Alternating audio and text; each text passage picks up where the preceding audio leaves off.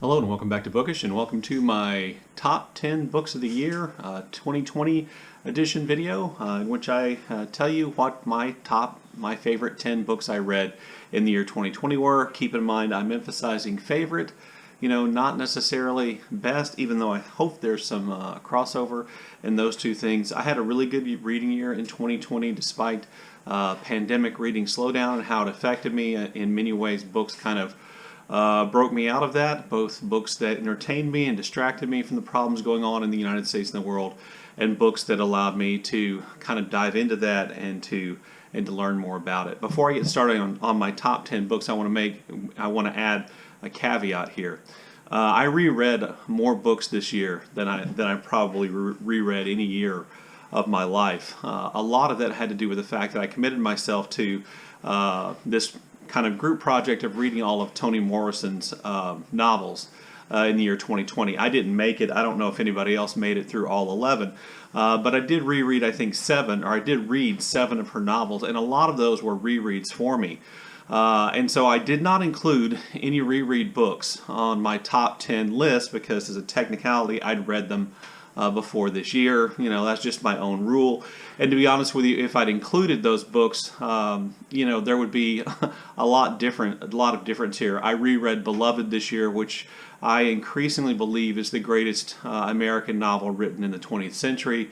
At the very least, Song of Solomon by Toni Morrison would easily be number 2 on this list, probably, if not The Sound and the Fury by William Faulkner, which I often cite as my favorite novel, which I also reread this year. So for those reasons, just not thinking it was fair, I didn't include rereads in my list. I do have 5 honorable mention books that I want to talk about briefly as a part of this before I get to the top 10, and I'm just going to run through those real quickly. I want to mention that one of my a book to give honorable mention to is How to Be an Anti-Racist by Ibram X. Kendi.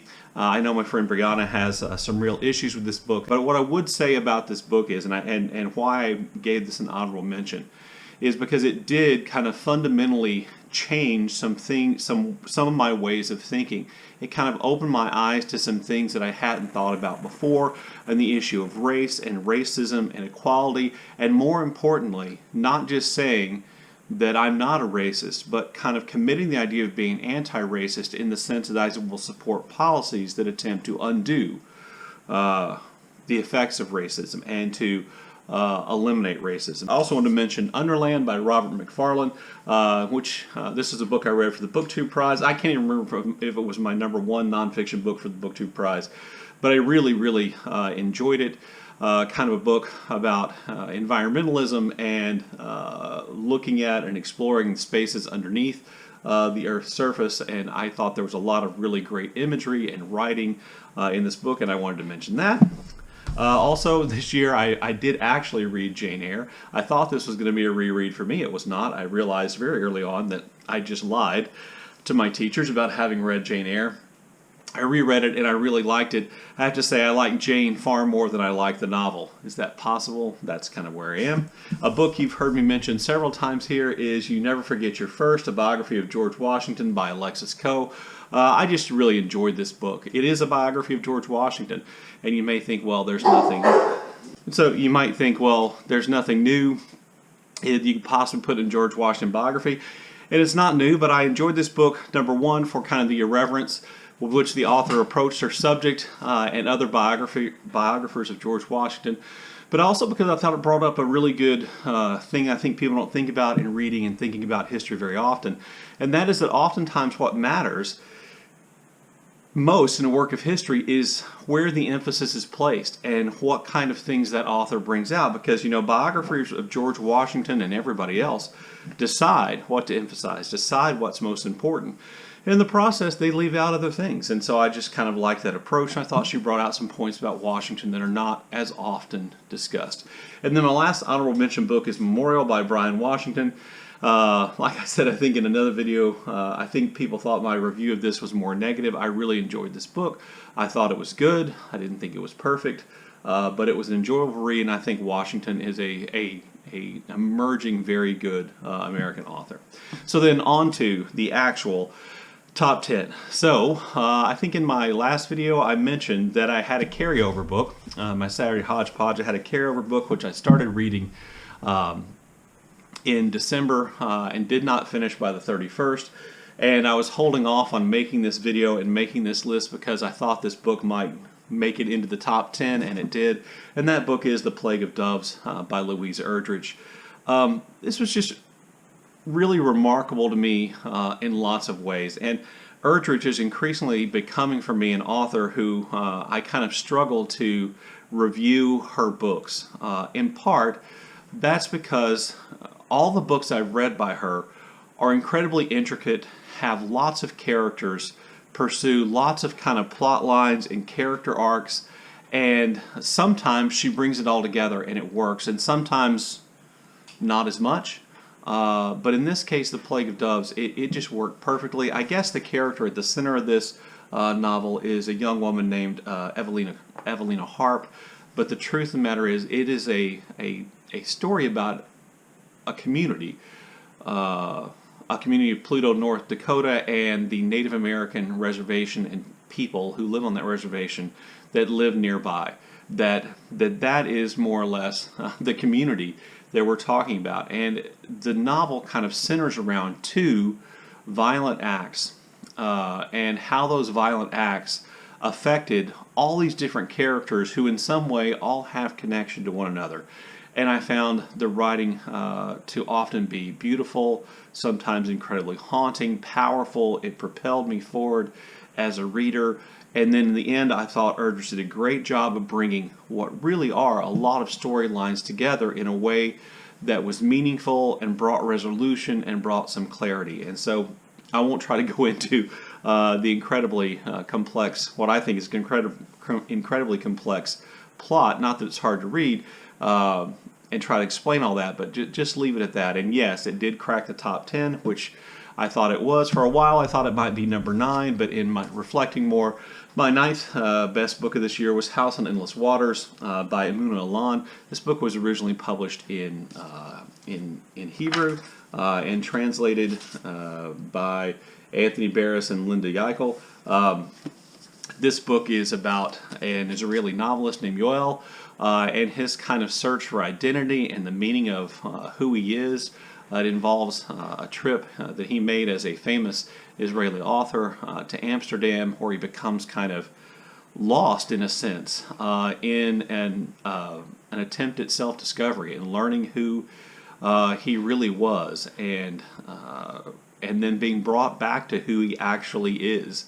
It is kind of, it's difficult, as many of these books will be for me, it's difficult for me to describe all the kind of nuances and intricacies that are taking place here. But essentially, when you're reading it, you're reading the story of Yoel in Amsterdam, this kind of search for who he was and how the Holocaust affected his identity and his family.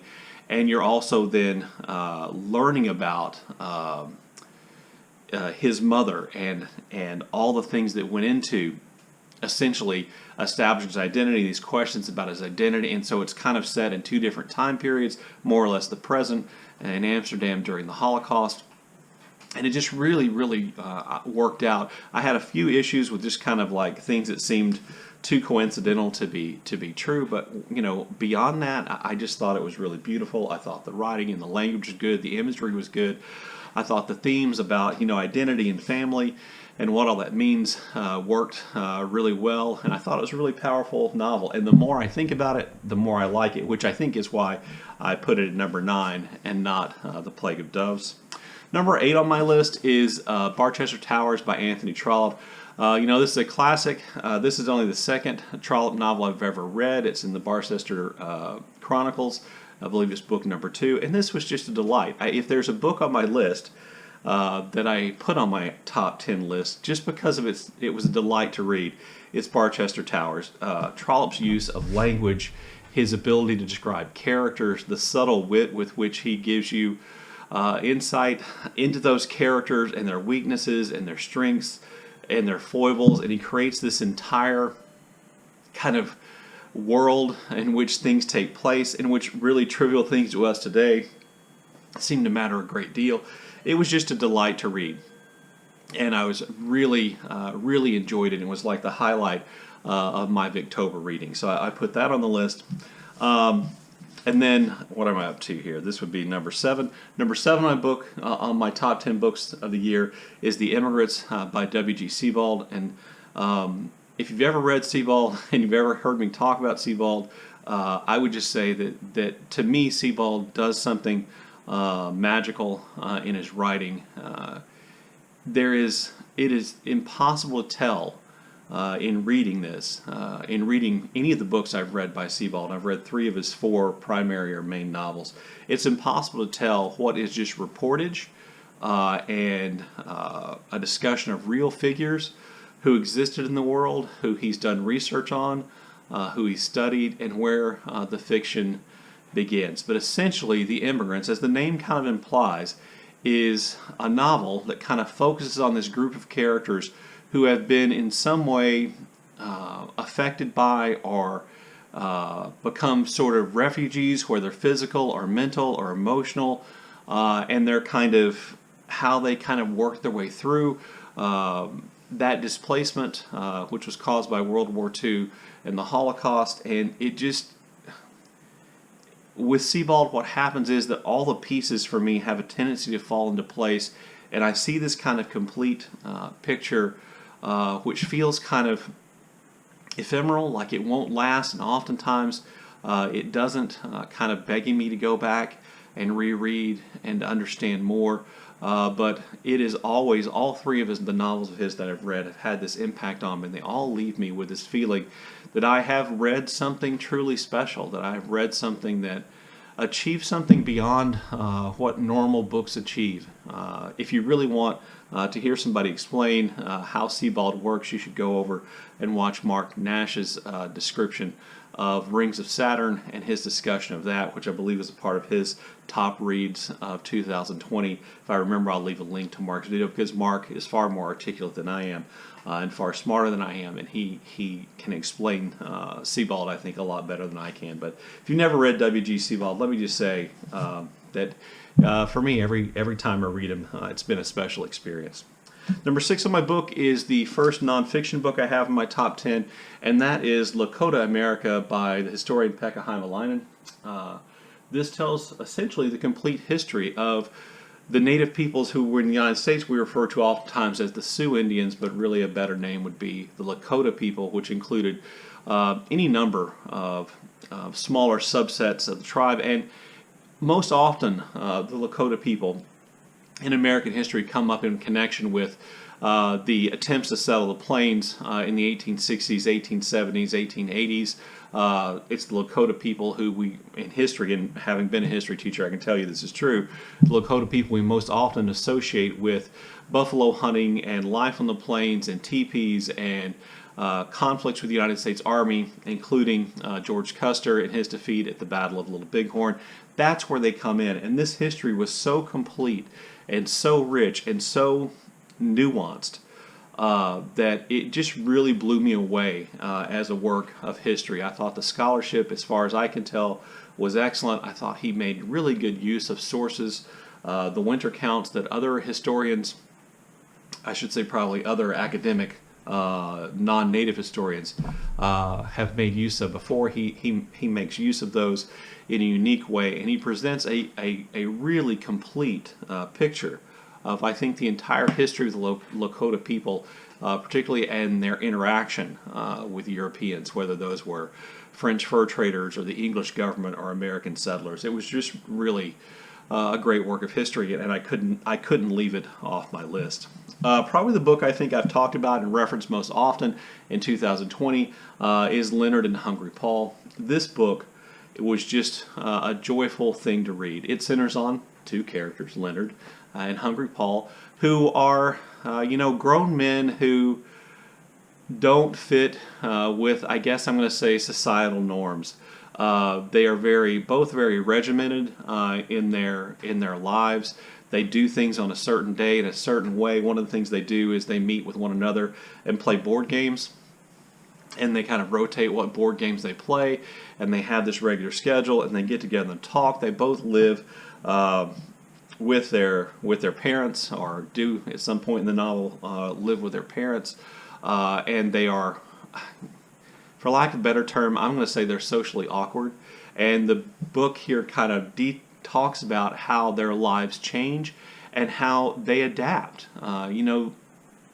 In starting off reading the book, I kind of got the impression that there was going to be this struggle of these men to adapt to new circumstances, whether it was love or new job opportunities or things changing in their family dynamics otherwise. And they don't. They adapt, and they find joy and meaning, and they expand the confines of their thinking and their experience up to that time period. And they struggle, and it's difficult, but the book is just pure joy and happiness, and I thought really well written. And I read it in March, right when the pandemic was really becoming a reality, and it just really broke me out of my funk, got me back into reading, and I don't think there'll ever be a time when I don't love the book, and I plan on rereading it sometime in the near future. So that was number 5. Number 4 on my list is another work of nonfiction. That is White Rage, The Unspoken Truth of Our Racial Divide by Carol Anderson. Carol Anderson is a sociologist, I believe. I believe that's what her degree is in, her advanced degree is in. She doesn't call herself Dr. Carol Anderson on the front, so I'm going to refer to her as Carol Anderson. But really, this is a work of social history, looking specifically at the reaction that white America has to achievements and advances made by African Americans. And she quite brilliantly, I think, makes the point that every time African Americans achieve some greater level of equality, there is a reaction among white America. End of slavery created Jim Crow. Success of the Civil Rights Movement then led to the reaction of kind of the anti-crime movement, which was just veiled, in many ways, racism, attempt to, again, establish control over African Americans by white people, by controlling voting rights and enforcing drug laws more strictly. And each one of these things has then been a reaction of white people, white society being incredibly angry at changes and successes brought about or achieved by African Americans. And it is then an argument for the existence of, because there doesn't need to be an argument, that is proof of the existence of institutionalized racism. That over and over again, white society will react to successes by African Americans by trying to restrict rights and freedoms of African Americans. One of the most powerful things I think it says in the book is something that's most recent, that the election of Barack Obama brought about all kinds of efforts by white-dominated southern states and others to restrict voting rights, to limit access to the polls, to put in place voter ID laws. It's just a really good book, and if I were going to have white people read one book about our current racial situation as an introduction to the topic, I think I would choose this. Okay, so I mentioned to you that I had set out to read all of Toni Morrison's novels in 2020, and I failed. That a lot of those novels were rereads for me, but not all of them were. And so one of Toni Morrison's novels, surprise, surprise, does make my top 10, and that's The Bluest Eye. This is the first novel Toni Morrison published, and it is possible, I think, it is the greatest first novel ever written. I know I'm gushing a lot about Toni Morrison. I told you I read like 7 of her books this year. But The Bluest Eye really explores all kinds of painful issues about the divide that exists and the way in which white society's ideas affect African American communities. It kind of centers around a little girl who wishes little African American girl who wishes she had blue eyes. She becomes a victim of sexual violence, and sexual violence is certainly a big part of the story. And it is just a remarkable book. Morrison, I believe, published it when she was in her 40s. So she had been working in the publishing industry, so she had a lot of kind of insight into writing. But still, for a first novel, it is truly remarkable and beautiful in its imagery and painful in the emotions it evokes, and unflinching and looking at the horror and awfulness of the things that do happen. It was just a really remarkable novel, and I'm glad that I did the read along, because I probably would have, and maybe had been avoiding reading The Bluest Eye for a long time because I thought, oh, well, it's the first novel. It can't possibly be as good as these other Morrison books I've already read. And I don't think it is, but I do think it's remarkable, and it definitely is my number 3. So then I think, like most people either have difficulty choosing their first or second book, or the difference between their 10th and the 11th book. I kind of cheated the 10th and the 11th by having honorable mention list. But for me, the top 2 books is where I had the most difficulty, and the irony is that I read both of these books in January, and both of them were buddy reads. And as a matter of fact, I reviewed them in one video along with You Never Forget Your First. I reviewed 3 books that I read in January, which obviously were all for me quite extraordinary. I wondered about this kind of January prejudice. Do I remember those books more fondly? Have I been unfairly judging all the other books I read based on those 3? And it may be unfair. I don't care. So my number 2 book of the year is Another Country by James Baldwin. This is a buddy read that I did with Sean the Book Maniac, and I have to tell you, this thing just completely, as many people said, blew me away. It just blew my mind at how great the first section was.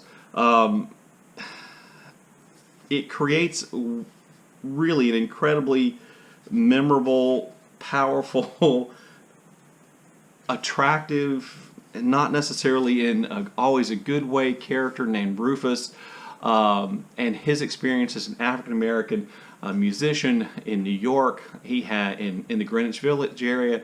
He has white middle-class liberal friends. He has, white poor liberal friends. He gets involved in a relationship in which I would say he establishes an abusive relationship with a white woman, and how all of this then kind of works out to paint, I think, an incredibly nuanced and powerful picture of race relations in the United States at the time. It was written in the 1960s, but I think still exists today.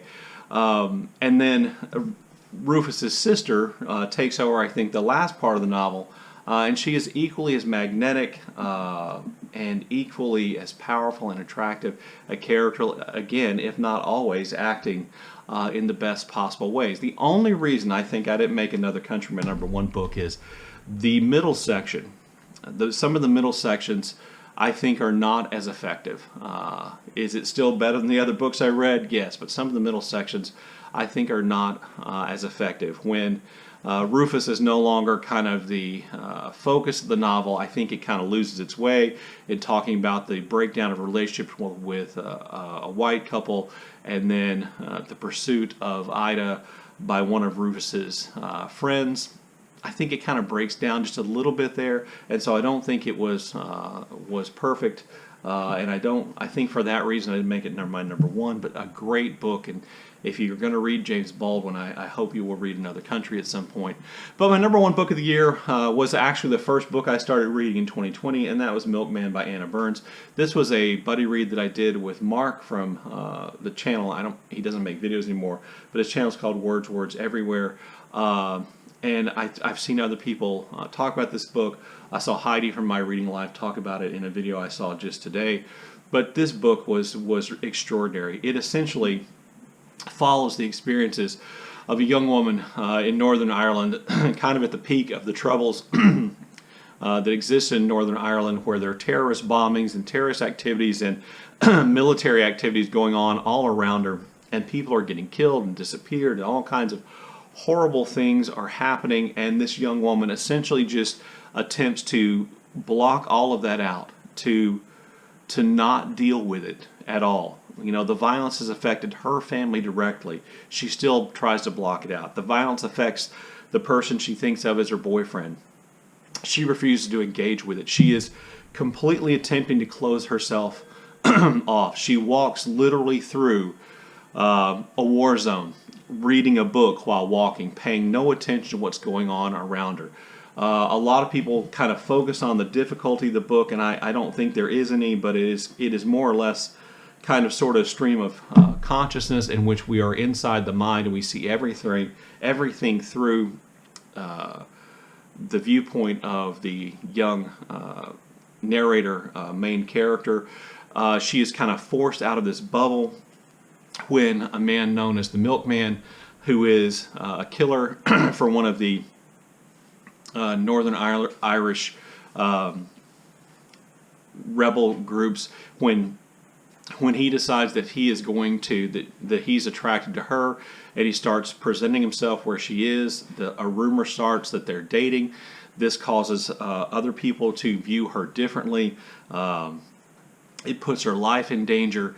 It kind of puts her at the center of the troubles going on in Northern Ireland, and she is essentially rescued from that in a way in which is really unexpected. And I would say one of the things I think that struck me the most about this novel that I don't see many people mention is the strength of her mother, and how important her mother is in the outcome of the book and in the life created. I just thought this was extraordinary and a really great book. So there you go. There's my top 10 reads of 2020. Hopefully this video wasn't too long. It feels like I'm on to about 30 minutes. And then again, most of my videos are about 10 minutes.